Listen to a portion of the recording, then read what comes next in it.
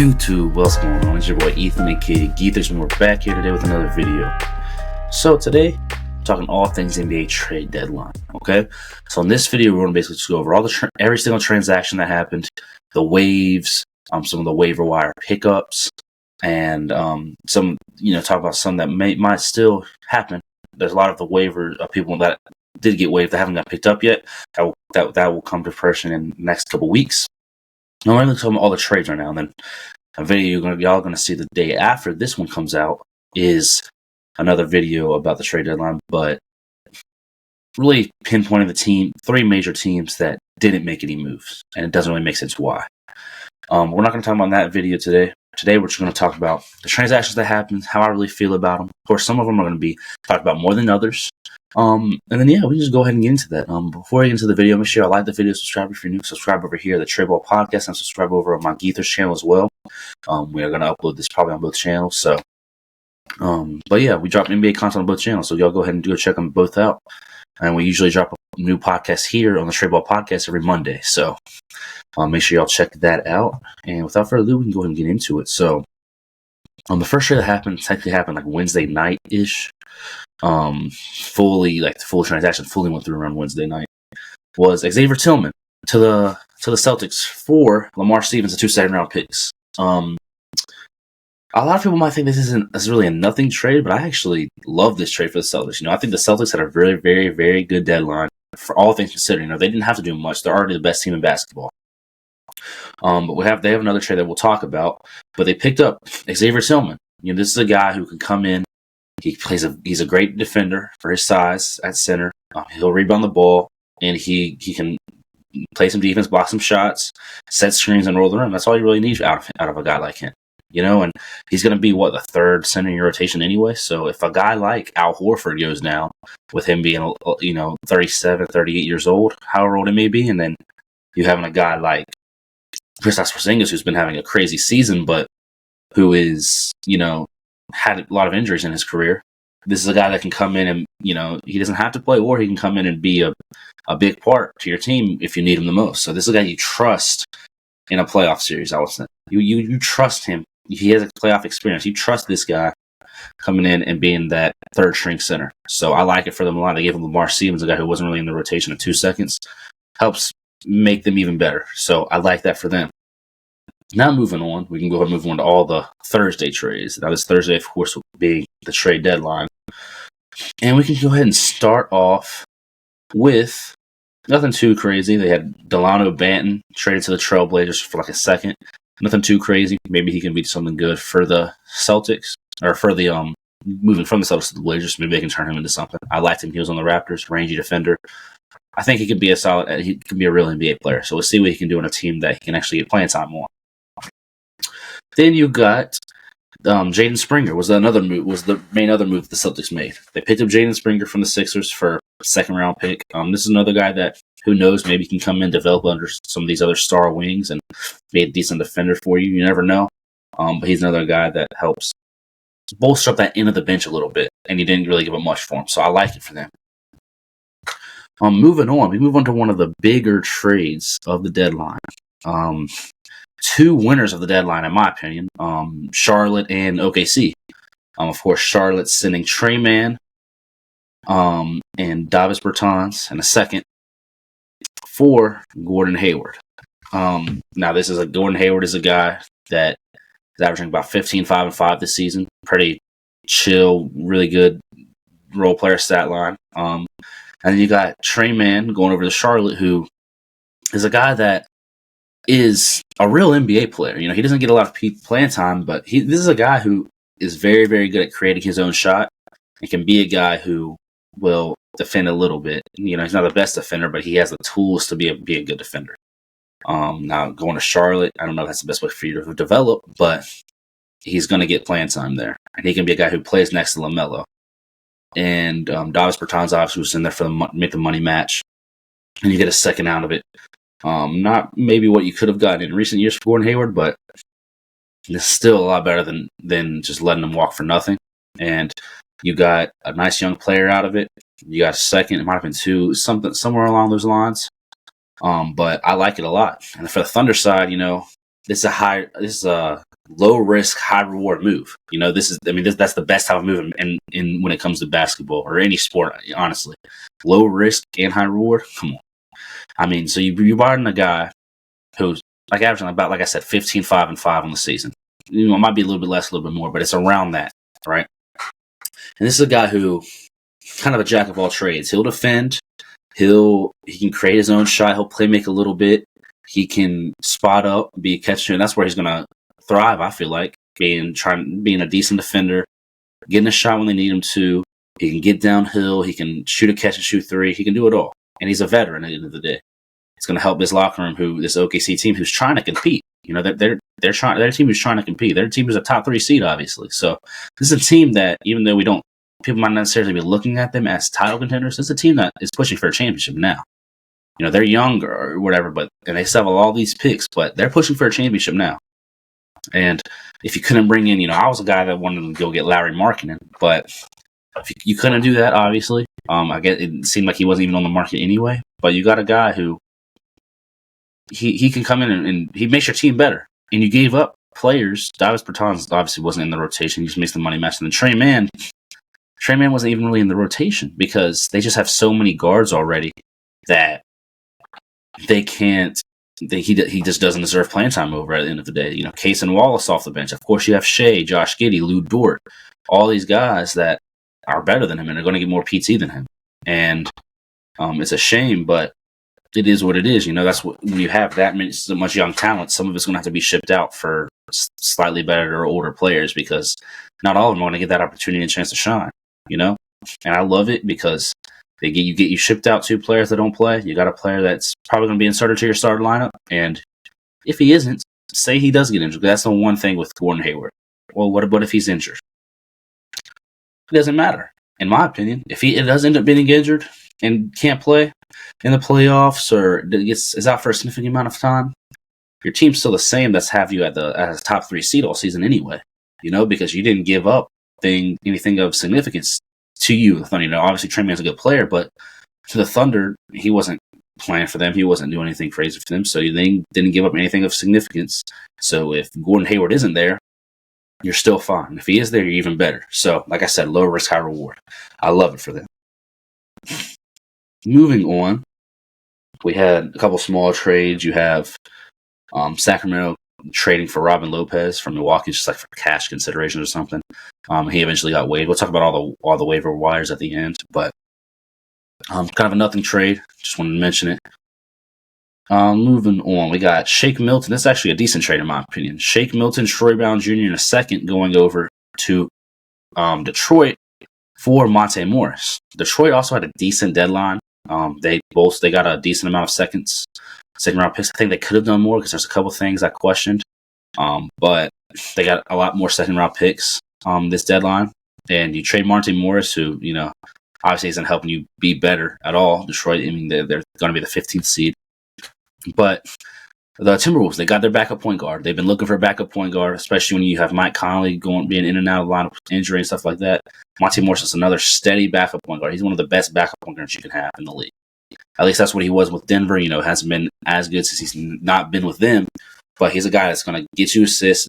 He's going to be able to run your offense, and he's not going to turn the ball over. And that's all you can really ask for a team like Minnesota. Because they have that guy in their starting lineup already, and Mike Conley. So you have, a lesser version of Mike Conley off the bench. So it works out for them.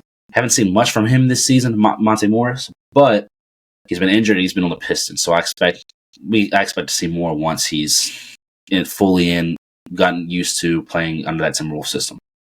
And then Detroit, you got off a guy that you traded a guy that had decent value. You got you got a second, you got some other decent role players that they might be waiving / I'm just keeping around. It doesn't really matter. And for a guy that wasn't going to be important to you. So props to them. Moving on, we have another kind of semi-important trade. I like it a lot for the Bucks, and that's the Bucks getting Patrick Beverley for a Cameron Payne in a second. It works out. Cameron Payne also had a decent first game with the Sixers, and he's a guy that can be a really good backup PG in this league. So he just wasn't really fitting in with the Bucks. So we'll see what he knew with the Sixers, and they got a second out of Patrick Beverley. And Patrick Beverley is exactly what Milwaukee needs, honestly. He's a guy that is going to be a vocal leader And I feel like they need that in that locker room, especially with, new coaching coming in and out, all the drama that's surrounded them this season. It's going to help having that vocal leader and a guy who's also, no matter what the stats say, a really good defender. He's made all defensive teams in the past, and they need another guard defender in there because, when your main guard is Damian Lillard, it helps to have the guy off the bench being a guy like Patrick Beverley. That helps a lot. So I like it for them.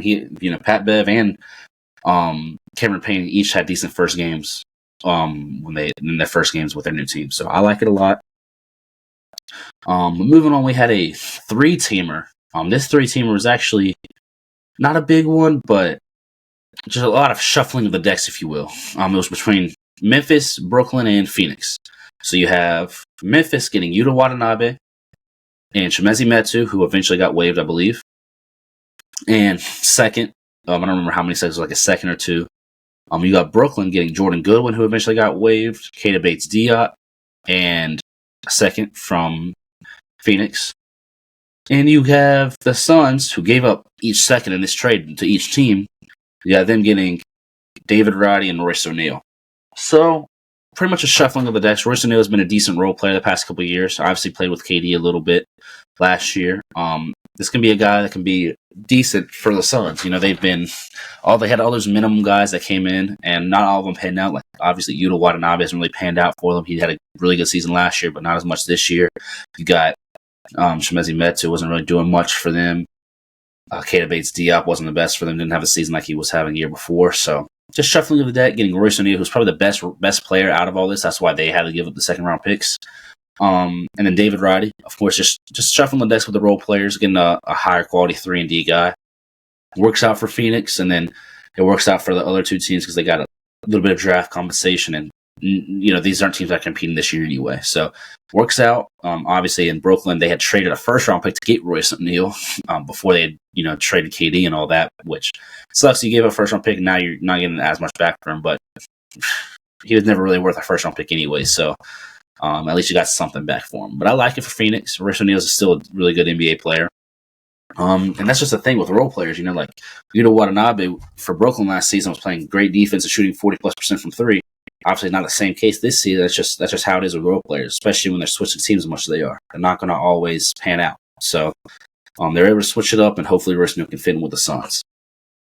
But moving on, we had actually a pretty big trade, and Daniel Gafford. It's surrounding Daniel Gafford, of course, when he went to the Mavs. He actually had a very, very good first game. He had like 19 points and 7 for 11 from the field.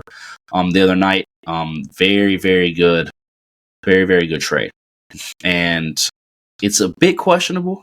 I'm sorry, I want to say I'll call it a very, very good trade, but I think it's going to be a very, very good fit, so which might make it a very good trade. But it was Daniel Gafford for Richaun Holmes and a first-round pick.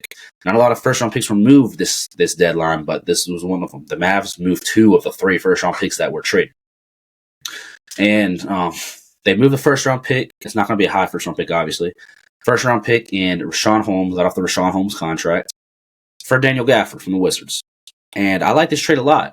I don't like giving up a first-round pick for Daniel Gafford, but at the end of the day, it's not going to be a high first-round pick. And it makes your team better at the end of the day, and that's what you can ask for. You can ask for more talent around Luka, and this is a guy who it's the type of center that the Mavs want, and they already have their center in Derek Lively, but this is Derek Lively off the bench essentially. You have to set your second Derek Lively now because Daniel Gafford is a very, very good quality center. He's gonna get in there. He's gonna get get rebounds, block shots, play paint defense. He'll be able to guard a pick and roll decent, and he'll be able to run the pick and roll with Luka and Kyrie. Catch lobs, dunk the ball. That's all you can really ask for. You still have guys like Maxi Kleber and I'm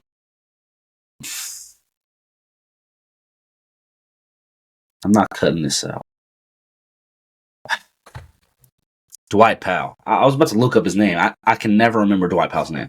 But you still got guys like, I'm not cutting that out either. You still got guys like Maxi Kleber and Dwight Powell who, off the bench, they can be decent, but they're not the backup base that you want. Just because like Maxi Kleber is, neither of them are protecting the paint that well or rebounding that outstanding.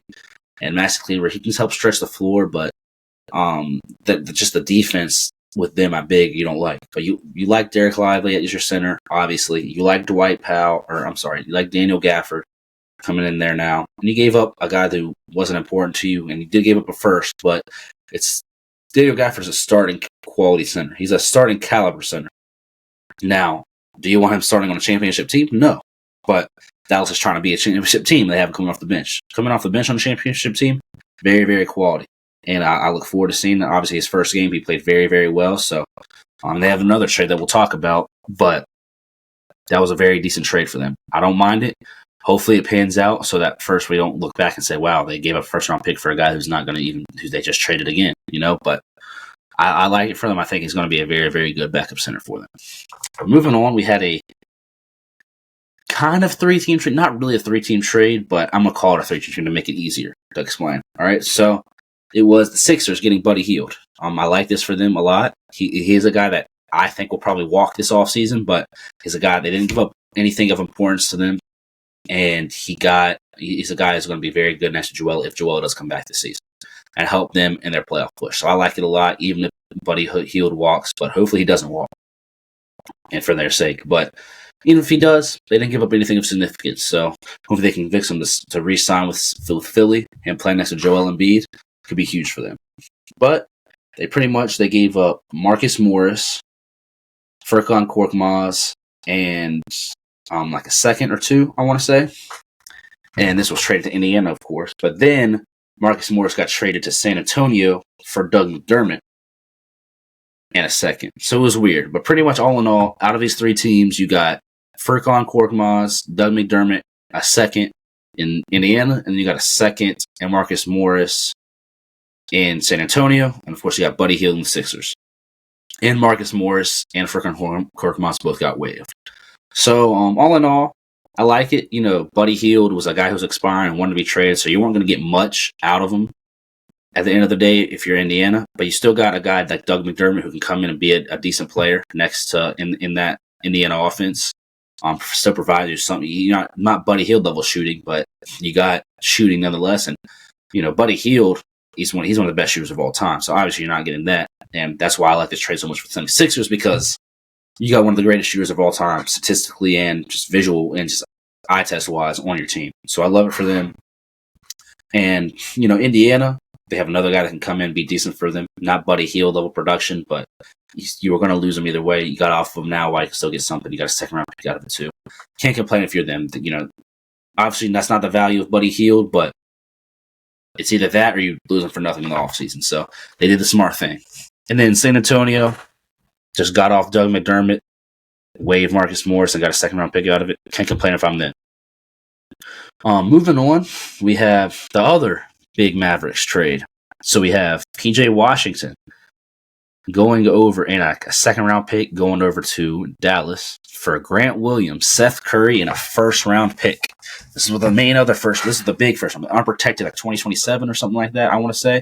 First round pick got traded to the Charlotte Hornets, and I love this trade if I'm the Charlotte Hornets for that matter, because PJ Washington is a very, very good NBA player, but at the end of the day, he doesn't really fit your timeline, if that makes sense. He's not an old player by any means, but I just like it better for them getting that good value first round pick out of it. And Grant Williams, who I still believe, even though he didn't fit with Dallas, maybe didn't fit is a weird word. I really feel like at the beginning of the season, he was a good fit. And I still thought he was a good fit, but it was just like outside of basketball stuff going on, like he was rubbing people the wrong way in the locker room. There's locker room issues, and he still had even though it wasn't a big contract, it was a multi-year contract. So you never want that for a role player that big and long of a contract on your books. So it worked out. They got off the Grant Williams contract, and the relationship between them and him and the Mavs didn't work out. I saw a report. I think it was fake. I hope it was fake. But it said Grant Williams apparently was changed his shoes from Lucas to Tatum's, and that rubbed people the wrong way. There was other stuff going on in the locker room, but it is what it is. That type of stuff happens, and hopefully Grant Williams doesn't rot away in Charlotte. But he can maybe be valuable for them, and if not, I don't think he will be. I think his value is actually going to go down being on that team, and I hope he can get traded somewhere to an actual contender this offseason, because his value is not going to be shown in Charlotte, I don't think. But I could eat my words, and maybe Charlotte becomes better soon, and he fits in like a level with them, so we'll see. But if Seth Curry, of course, will make the money work. It's unfortunate because I thought Seth Curry would be good being back in Dallas, but he's never even really cracked the rotation. So it's unfortunate for him. But PJ Washington over in Dallas, I like it. His first game was decent, nothing too crazy, but he can be a guy who catch and shoots. He's a very good shooter, catch and shoot threes, pick and roll with Luka and Kyrie, pick and pop. He's going to be a versatile guy for them in their offense that makes their offense even better. You lose some on the defensive side, of course, losing Grant Williams, but PJ Washington is a guy who can be a decent defender too. Maybe being on a contending team that even puts more effort into defense. So I like it. You don't want to ever give up that late of a first round pick for a guy like PJ Washington, who's going to be a role player at the end of the day. But I think it makes them better, and you have better talent around Luke after this deadline. So you got what you wanted. If you're not thinking you're going to get any more stars, which you're probably not because it's Dallas anyway, I don't mind giving up this first. So I like it. And I think the Dallas are really going to try to make a conference finals push now. They're still a lower seed, but they're going to be a scary team with the depth they have now, because they have some real depth now. You got Luka and Kyrie, you got PJ Washington, you still have Derek Lively, Tim Hardaway Jr. Of course, we talked about Daniel Gafford and PJ Washington. I mean, you got guys now. You have a team, and they haven't been healthy this season either. Once they do get healthy, we could see them make a little run, and I'm here for it. But moving on, kind of a nothing trade. You have Corey Joseph and a second round pick for another second round pick from Golden State. It was weird, just kind of a nothing trade. Like opened up a roster spot for the Warriors. So I was thinking they were going to make some other deals, but they didn't. But they could sign some guys through the waiver wires. We'll see. And Corey Joseph ended up just getting waived after that. So pretty much a nothing trade. Corey Joseph could be a guy we see get picked up. And then I'd say the biggest trade of the deadline probably. And the absolute winners for the deadline, the New York Knicks. So you have New York getting Bojan Bogdanovic and Alec Burks. Bojan and Alec Burks from Detroit. For Malachi Flynn, who had just gotten there, only been there for a little while, from Toronto and the OG deal. You trade Quentin Grimes to the main piece of this, and then Ryan Arcidiacono and Evan Fournier for the money. And then 2 second-round picks. I love this trade for both teams, honestly, because New York just got even deeper. They were already a deep team, got even deeper. And Bojan Bogdanovic and Alec Burks, both somewhat starter caliber players, probably both come off the bench. Maybe Bojan starts. We'll see how Tom Thibodeau decides to do stuff. Once they're fully healthy with Julius Randle and OG Anunoby back, who are both out with injury right now. But this team is deep, man. New York is very deep, and they're arguably the second best team in the East, behind the Celtics, of course. So I love it for them, and they didn't give up any first round picks. They still have all their first round picks. They have a lot of picks to work with. So I love it. And you got rid of Malachi Flynn, kind of just a throw in. Evan Fournier for the money, Ryan Arcidiacono. And their main piece, right, it was Quentin Grimes, of course. Quentin Grimes, I like it for Detroit because he can be a really good 3-and-D guy for them, I feel like. And he deserves opportunity. He was playing behind so many guards in New York, similar with the Trey Mann situation, You got, I think Quentin Grimes is a better NBA player than Trey Mann. You had guys like, you're not getting playing time above Jalen Brunson, above Dante DiVincenzo, who's having a crazy good season, above and a good stretch recently the past 10 games or so, above guys like Josh Hart. It's just you're not going to get playing time over those guys, unfortunately. And we already know Tom Thibodeau, even if he does have deep teams, he likes to have his starters playing 40-something minutes a game anyway. So, it's just he sometimes will play, sometimes wouldn't. It's unfortunate, but at the end of the day, that's how it was, and it's going to be good for him to be somewhere where he can thrive. So I like it for him, and I think he could be a good 3-and-D guy next to guys like Cade and Jaden Ivey. And then on the Pistons side of it, like I said, he can be a decent guy for them. The other three, not a big deal. Maybe Malachi Flynn can be something for them. But, they got 2 second-round picks out of it. You didn't get, of course, first-round picks, which is unfortunate considering, Bojan Bogdanovic has been warranting 2 first-round picks in a trade for him just a year ago.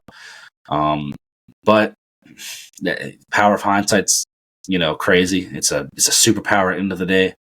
And, we can look back now and say that, but at the end of the day, they didn't jump on it, and they're paying for it. But all in all, you still got something out of him, and you still got decent stuff out of him. Quentin Grimes is pretty much like a first-round pick in value-wise, so you still got something that's decent out of Alec Burks and Bojan Bogdanovic. If it was me, I would have traded them when teams were offering 2 first-round picks, but haters can't be beggars can't be choosers. It is what it is, and you still made out good in the situation. So, W for Detroit and New York. New York definitely won the deadline. Next trade, not a big trade. We had Thaddeus Young and Dennis Schroeder traded to the Nets for Spencer Dinwiddie. Spencer Dinwiddie, of course, being bought out, and Thaddeus Young being bought out. He's definitely a guy we'll be seeing hopefully get picked up soon. And Spencer Dinwiddie already got picked up. We'll talk about that eventually. But yeah, Dennis Schroeder, man, he's going to be probably the starting PG over there in Brooklyn. I like it for them. He was supposed to be the starting PG for Toronto, but of course they got Emmanuel quickly coming in, so it makes more sense for him to be elsewhere because Dennis Schroeder is a starting caliber PG in this league, I believe. So not big deal of a trade, but Toronto getting off of the Thaddeus Young contract and getting off of pretty much open a roster spot for them. But we can go ahead and move on. Nothing too big going on right there. Next, you have Philadelphia and Detroit, pretty much of a nothing trade. Pretty much Daniel House going to Philly and then getting waived. Or I'm sorry, Daniel House going to Detroit and then getting waived. Second round picks in that deal. Nothing much to see there. Moving on, we had the weirdest trade that I feel like. You have Kira Lewis Jr. and Otto Porter going to Utah, as well as a first round pick for Kelly Olynyk and Ochai Agbaji. Now, very, very odd trade in my opinion, just because, this was like I said, there was 3 first round picks moved this whole deadline, and this was one of them. Of course, the Mavs did the other 2. And then this one being, a first round pick for Kelly Olynyk, kind of, I feel like is very odd because, for Kira Lewis, he hasn't seen much of him in his NBA career. Otto Porter, he's a vet on the decline. And you got the best player out of it in Kelly Olynyk, and you got a young player in Ochai Agbaji. He was just a first round pick a year and a half ago, but we haven't seen much of him, and he couldn't get playing time over on the Jazz. And the Jazz are a good team. I'm not saying they're not, but he couldn't get playing time on the Jazz. It's not like he was on the Celtics, So I question it. But maybe the Raptors see something in him and think he can be something. And Kelly Olynyk obviously is the best player in this deal, but I don't think he's first round pick worthy. Not if Bojan Bogdanovic isn't, So I really know. I just question the direction of the Raptors. It's like they try to compete, but they're not good enough to compete. Or they don't want to go full on rebuild mode. But for them, I just think it's crazy giving a first round picks, even though it's going to be a late first round pick, obviously. But this is a team that knows how to draft. They OG Anunoby, Norman Powell, Pascal Siakam, just to name a few of the recent ones, are all late first round picks. So they know how to draft. They've always drafted well. So I question for them. I like it for the Jazz, of course, because obviously they didn't see anything in Ochai Agbaji, and they got off Kelly Olynyk and got a first round pick out of it. So Danny Ainge doing Danny Ainge things, and maybe hopefully the Raptors see something in Ochai and they can turn him into something. But if not, we're going to be looking back at this trade thinking why they give up their first round pick who turned into so and so player. Moving on, we had I would say a bit of a nothing trade, but not really. We have Fontecchio from Utah being traded to Detroit for like a second and Kevin Knox, who eventually got waived. Fontecchio, I really like. He's a guy that that's why I said Detroit had a low key decent deadline, because Fontecchio is a guy he'll come in and in his first couple games for Detroit he's already shooting. He'll come in and he'll shoot those threes, and that's something Detroit needed. And their best shooter before all these trades happened was Kevin Knox, and he's not a shooter. As much as he's a guy who will shoot him and he can make them, but Kevin Knox isn't a shooter. But Fontecchio is a decent shooter, so I like it for them. Utah just got a second out of him, and it works out for Detroit and Utah because they obviously didn't want to re-sign him in the offseason because he'll be a restricted free agent. So I like it for both teams. But that finishes out the trades. We're almost at a 30-minute mark, so I'm gonna work through these the waves real quick. Let you know about all the players that got waived. And then, like I said, we're not going to talk about I have 3 specific teams I want to talk about, but I'm going to talk about them in a separate video. Teams that didn't make trades. So I just really want to go over every transaction that happened today. But I'll go over some of the people that got waived and why it happened. You know, we already talked about Robin Lopez, not a big deal. Corey Joseph, not a big deal. Detroit waived Danilo Gallinari. Maybe he gets picked up, but it's just unfortunate. This guy, you know, very decent NBA player, but he just had some gnarly injuries the past couple of years, so nothing you can really do. Charlotte, they waived Frank Ntilikina, and Ish Smith. Not really any surprises there. I think Ish Smith could be definitely a guy that gets picked up. And then they also waived James Bouknight, former lottery pick for them. Sad to see, just lottery pick a couple years ago. He's had off the court troubles, like outside the NBA troubles, you know, with the law and stuff. So, and when he was playing, this is a guy that, I mean, he couldn't do nothing. You know, he is a guy who doesn't pass the ball at all. He's one of those Jordan Poole type players, which I'm not to be disrespectful to Jordan Poole, but he only shoots the ball. He's in there just shooting the ball. He's not passing it, and he wasn't efficient either. He only had a couple 20-point games in his career, you know, and he might get picked up by some team because, I mean, even in the G League he wasn't doing anything. So maybe he just needs a change of scenery because you know how they are over there in Charlotte. But wish nothing but the best for him. But sad to see another one of their lottery picks go. And we'll talk about another lottery pick that got waived in a minute. But Thaddeus Young, we talked about. He's a guy that I expect the team to pick up. Spencer Dinwiddie already got picked up. He got waived by the Toronto Raptors and he signed to the Lakers, but I'll talk about that team in a different video. So he did get picked up by the Lakers. Memphis Grizzlies officially waived Victor Oladipo. Sad to see, man. I think Victor Oladipo is probably out of the league now. Sad to see, but just his injuries just keep piling on and don't stop. So unfortunately, I think what's best for Victor now is really just getting healthy, and he's made his NBA money, you know, so hopefully he can have a healthier life from now on, because those leg injuries are rough, man. We talked about Daniel House getting waived. He's a guy that I think might possibly get picked up. And then Detroit also waived these two guys. I was surprised about Killian Hayes and Joe Harris. Killian Hayes, of course, being the bigger surprise because I figured he was going to get moved. Because obviously they requested a trade or whatever. Him and his camp. But former number 7 overall pick from a couple years back, waived. He'll get picked up, I'm sure, by a team like the Spurs or something. I think the Spurs could use him.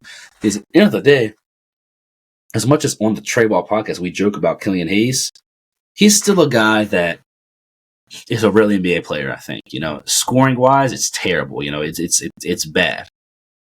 He doesn't even look at the rim, so he's got that Ben Simmons energy sometimes.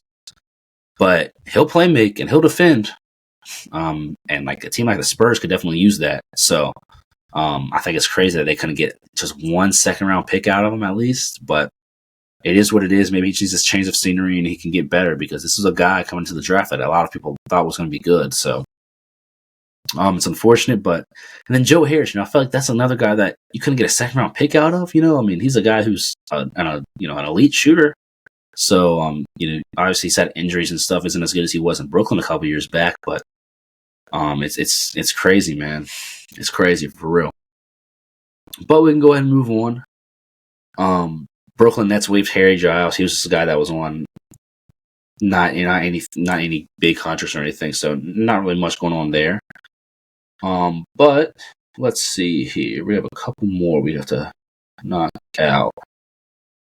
A couple people getting signed the rest of the season's contract, 10-day contract. We won't go into that. James Johnson signed for the rest of the season. Good for him. You know, Pacers might need him when they play against the Bucks again, just for fighting. Couple 10-day contracts. We'll skip over those. The other waivers. RJ Hampton got waived from Miami. Kevin Knox got waived. We talked about that. Chimezie Metu got waived. Furkan Korkmaz got waived from Indiana. He could maybe be a guy that gets picked up. We'll see. Brooklyn waived Jordan Goodwin. And that's most of the waves, really. Like I said, I think like Thaddeus Young is one of the biggest names right now. Spencer Dinwiddie already got picked up, and Kyle Lowry already got picked up and signed with the Sixers, which is a pretty decent one. Actually, we can go ahead and talk about that. I like it. I like Kyle Lowry signing with the Sixers. Hopefully, the change of scenery, him being back home, could help him, and he can be a decent backup point guard for them. But obviously, he is in the tail end of his career. So, but I like it. Hopefully, he can get back to at least what he was a little bit last year. But yeah, then we have a couple 2-way contracts. Nothing much, nothing that important. Well, Memphis signed GG Jackson to a rest of season contract. That's pretty big for them. He's been very good for them this season. And we have a couple of the waves. Ryan Arcidiacono got waived. I don't see him getting really picked up. Maybe, but there's one big one I forgot to mention, and not that big one, but I think it's another reason why OKC's a winner. They picked up a big. They got busy. Bismack Biyombo. Obviously, this is a guy who's not going to shoot the ball. He's not going to hit free throws, but he'll set screens, he'll dunk, and he'll play defense. And he's a guy that you trust somewhat. He's a guy that you trust in maybe in a playoff situation. Coming in and eating up some minutes if you're going against a team like with a good center like the Nuggets. And I like it for them. And it's just another veteran guy that you can bring in and he can help you out, or maybe not get playing some, but maybe come in and eat some of those, soak up some center minutes. So I like it for the Raptors. I'm sorry, for the Thunder. Other than that, we have a couple 10-day contracts, but nothing that important. That about does it. So I appreciate y'all for watching, man. It's a bit of a longer video, but trade deadline 2024. It was a good. I think it was a decent one. It wasn't obviously as good as most trade deadlines we're going to have because no stars removed or anything like that. But we also got to remember James Harden was traded early in the season. OG Anunoby, Pascal Siakam was already traded, so there wasn't much movement that was going to happen. We may be thinking DeJounte Murray and things like that, but it is what it is. These are also teams. The star guys we were talking about getting moved, like the DeJounte Murray. He's on a multi-year contract. He can easily just get moved in the offseason.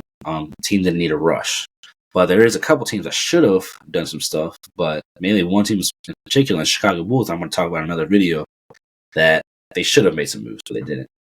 And because they didn't, that's why it's not as good of a trade deadline, because, the Bulls had so many people that should have been moved. But I appreciate y'all for watching, man. Hopefully I enlightened y'all on some of this trade deadline stuff, went over all things trade deadline, and yeah, we're looking forward to y'all subscribe over here. We're looking forward to the NBA final, not the finals, NBA playoffs soon. Only a couple months away. We're about to be that All-Star, a couple of days away from All-Star, and it's time. Really, it feels like we're far from playoffs, but we're not. So these teams are pretty much set now. Besides a couple of different guys maybe getting picked up, and I look forward to seeing it. So I appreciate y'all for watching, man. Be sure to like, subscribe to both my Geethers channel and the Trey Ball podcast. And we're out. Peace.